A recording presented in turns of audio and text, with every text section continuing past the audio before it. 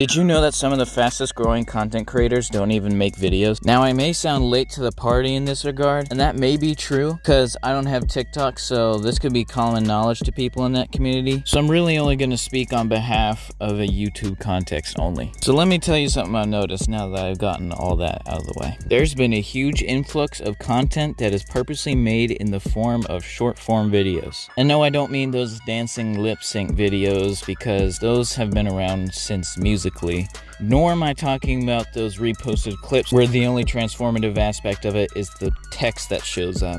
I'm talking about videos where they aren't uploaded anywhere else, they aren't reposts, it was made to be watched in a vertical form in less than 30 seconds or whatever it is. They are only posted on YouTube Shorts, and these channels have gotten huge. Which again, in the context of this platform being YouTube, just something as little as just a year ago, using YouTube Shorts as a creator was laughed upon. Like, no one used YouTube Shorts. It was viewed as such like a pointless, desperate attempt that YouTube was trying to do to catch up with TikTok. Some of these creators are bigger than most of the channels that you and I watch every day. And they also get a lot of views, which makes you wonder, well, who are these people? And that's what I'm going to answer in today's video. So let's take a look at some of these channels. Dan Rhodes. As far as I know, this is the biggest channel with 25 million subscribers, and his videos get a fuck ton of views. He's basically just some lad who does magic tricks. His initial claim to fame was actually being on Britain's Got Talent, so he does have some background to him. And for his content, well, it's basically, I mean, it's meant for children, or, I mean, I'm sure people with mental illnesses also may enjoy it, but it's basically, it's just like, he does the magic trick, there's an over-the-top reaction from, like, some girl in the background, and he just, like, she, you know, gets all freaked up, but she's clearly in on it. I'll show some on screen. And they like do all these, and it's really kind of trash, but you know, it's clearly not meant for me. But those aren't his only videos. He also gets a lot of views on these videos where he shows how he did a certain trick or something, which, you know, if he's claiming he's a magician, isn't that like Code of Magician rule number 1 that he just fucking broke? I mean, what the fuck is even going on here? Now again, I don't watch short form content, but I know that I'm the anomaly in this situation because everyone else is watching this type of stuff.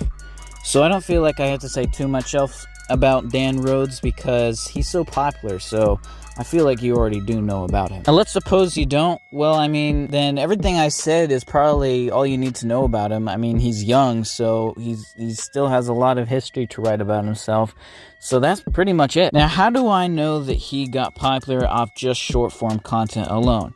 Because he still posts videos, right? Well, he does, but the viewership in those pales in comparison to what he has on his short form content videos. Hell, he hasn't even reached 1 million views on one of his videos before. As someone who's been watching YouTube for pretty much my whole life since I was born, it's a bit surreal to see the progression of how a YouTuber can have 25 million subscribers and not even have 1 million views on any video that he's posted.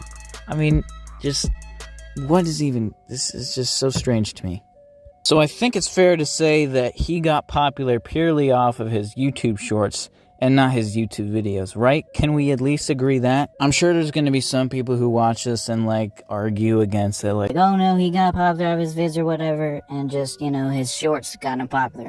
But this next channel that's coming up, you can't even argue with, because he has not even uploaded a single video. But yeah, let's talk about him next.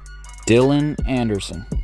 Yep, you heard me right, no videos, you can check for yourself. He doesn't even have a bar. His channel has 7.7 million subscribers, and he advertises himself as a good news channel. He basically just voices over clips that make you feel good or whatever, and, you know, just kind of describes what is happening, which you can basically already see anyways. But again, this content isn't meant for me. Let me stop criticizing it.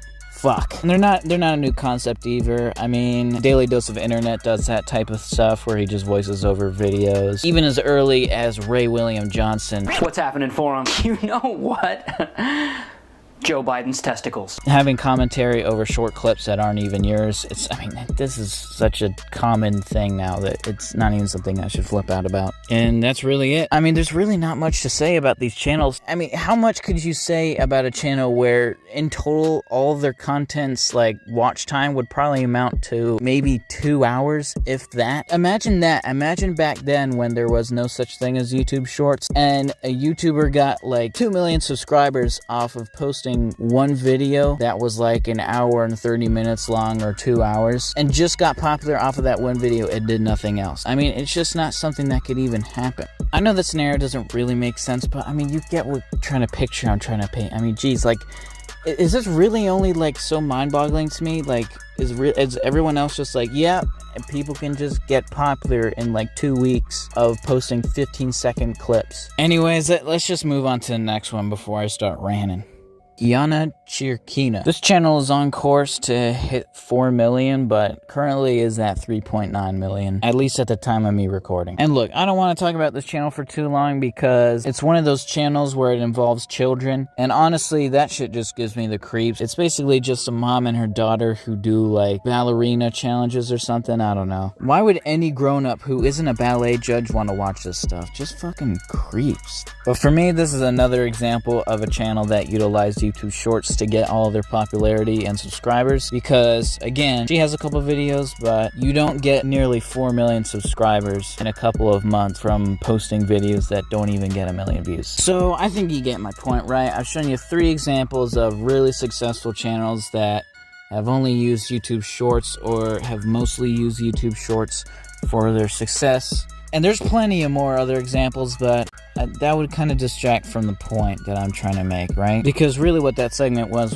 just me showing you good examples of channels that have utilized YouTube Shorts. But what are the more traditional YouTube channels doing about this? And by traditional, I mean the ones that came before YouTube Shorts and TikTok and that stuff, right? Well, some of them still just stick to what they know, which is making, traditional YouTube videos where it's just like, 10 minutes long or whatever. But some have basically completely shifted their focus to YouTube Shorts. Now, I'm sure you're aware about that fucking skibbity toilet shit or whatever, and if you don't, then God bless you, because you're better off not knowing about it. Well, the channel is called Da Fuck Boom, and is actually a channel that I've known about long before its, skibbity toilet series, which I can't believe I've said twice now.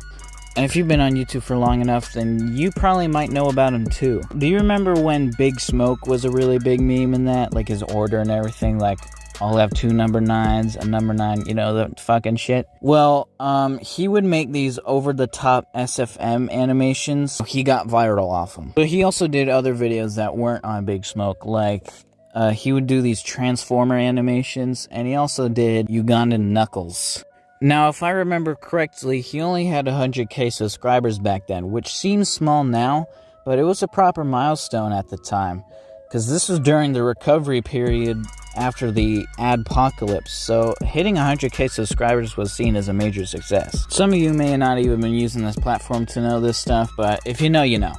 But that was back then. Let's talk about the now. His first one was made in February of this year, and let's just say the rest is history, because, it's made his channel fucking huge. Maybe it's just because a lot of children use YouTube, but I really don't get why these are so popular. Now, again, he still posts videos, and they get fuck tons of views. So it kind of sounds like that disproves what I'm talking about, but like, his videos get a lot of views in due part of his usage of YouTube Shorts, because that's initially where he posted his first skibbity toilet fucking thing.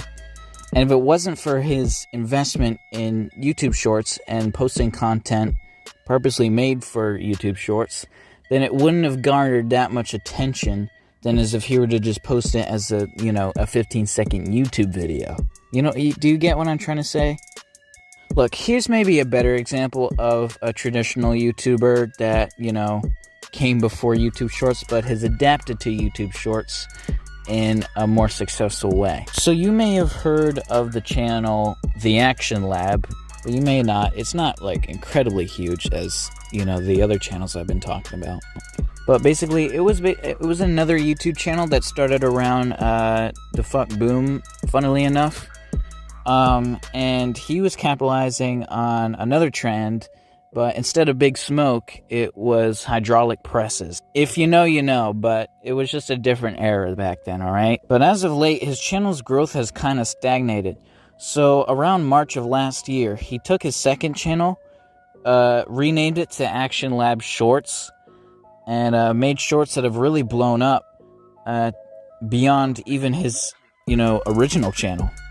And again, he still posts videos, but they don't get anywhere near the amount of views his shorts get. I mean, seriously, his shorts channel is close to approaching on overtaking his own initial channel, because his initial channel has like 4 million subscribers, and his shorts channel, in just the span of a year from March, has gotten 3 million subscribers in just a year of shorts. YouTube shorts.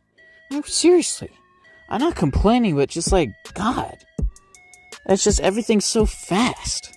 So if there's anything to take away from that, it's that at the moment, it could be interpreted that YouTube Shorts is a more desirable venture than classic YouTube videos are, right?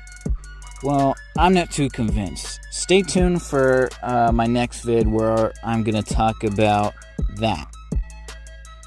So yeah, see you later, and subscribe and all the other things, you know the deal.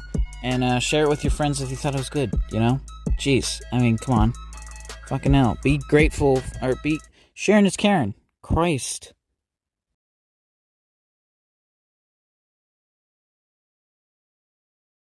Now again, I don't watch short form content, but I know that I'm the anomaly in this situation. What the shit was that?